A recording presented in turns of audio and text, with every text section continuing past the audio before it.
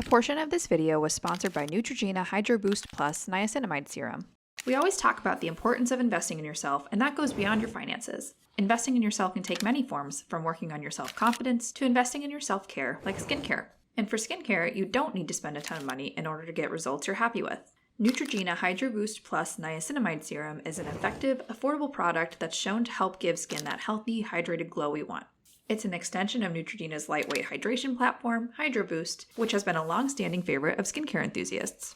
Hydro Boost Plus Niacinamide Serum leaves skin with a clearer-looking complexion and more even skin tone, and it can help refine the look of pores and dark marks. Plus, it includes dermatologist-recommended ingredients like niacinamide or vitamin B3, a nourishing skin conditioner that's clinically proven to improve skin tone and radiance, and hyaluronic acid, an essential hydrator that binds to water and holds it within your skin's surface. Plus, unlike some skincare products, Hydro Boost Plus Niacinamide Serum can help strengthen your skin's moisture barrier. And it's great for those of us with sensitive or acne-prone skin. Go ahead and try it for yourself and reveal your visibly clearer-looking, hydrated glow.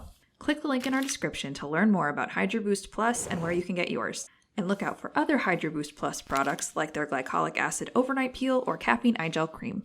And thanks again to Neutrogena for sponsoring a portion of this video.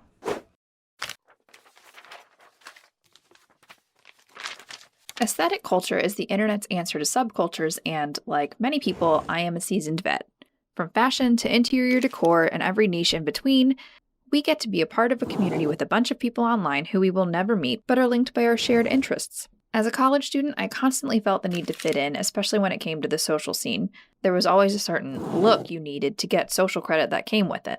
The look had to be current, it girl, and most importantly, come from a specific pop culture reference that spoke to your taste in entertainment. Internet trends are constantly evolving, so much so that they become repetitive. But this is by design. Social media has rebranded the traditional cat eye to the fox eye and siren eyes in the makeup world. Lip gloss is now sold as lip serum or lip oil, and the logic is if we change the name, buyers won't notice. Chasing aesthetic culture is now what I can confidently call a losing game. The idea that you need to have a Dyson Airwrap to achieve that 70s look for a social media post or another cream blush to achieve your clean girl aesthetic just isn't reasonable.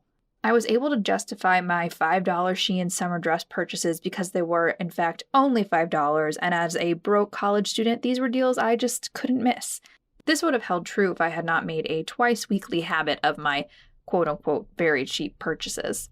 As a first-generation immigrant, my attitude towards money always came from a point of trying to escape the scarcity mentality that I felt growing up, a revenge spending approach, if you will. But then I found myself with no savings, $2,000 in credit card debt, mounting college debt, and, along with the rest of the world, suddenly in the middle of a global pandemic. As soon as the world locked down, I was let go from my job. And with no source of income and bills that would still need to be paid, I started scouring the internet for online jobs. I got lucky and was able to start putting my skills to use by freelancing as a social media and SEO expert, but the pay was not great, but enough to get by. In many instances, I had to settle for less than the standard rate so as not to lose out on opportunities, and as exploitative as that was, pickiness was not an option. All the money I earned went straight to bills and an attempt to chip away at my credit card debt. Suddenly, it didn't matter that I was one of the few who was able to buy the viral floral pretty little thing backless dress back in 2019.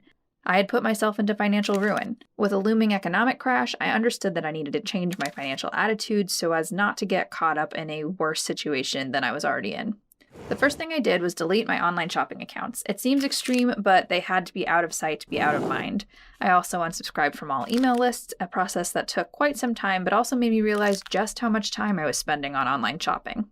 My next step was to set up a payment plan with my bank. I committed to pay a set percentage of all the freelance paychecks I got, and the amount would go straight to my credit card payments. These multiple payments, aside from keeping my payments slightly over the minimum, which helped me meet my clearance goals early, also contributed to improving my credit score. My irregular payments meant that I had to adopt a survival budget strategy for a while before I could fully get a hold of my finances.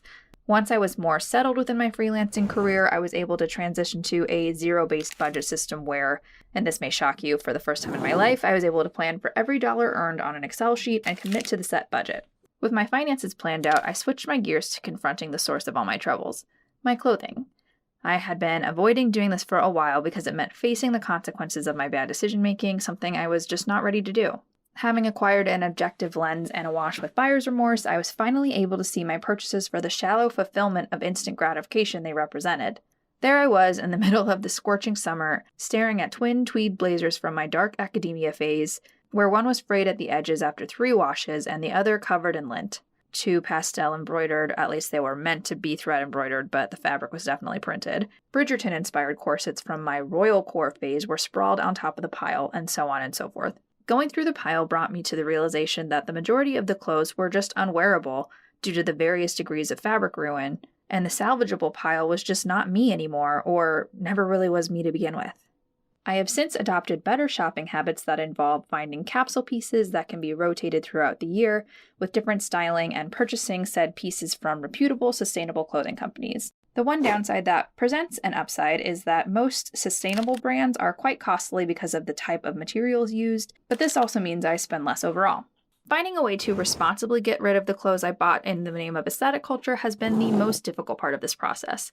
One Google search can show you horrific pictures of the massive landfills of clothing from fast fashion brands and the environmental impact that causes.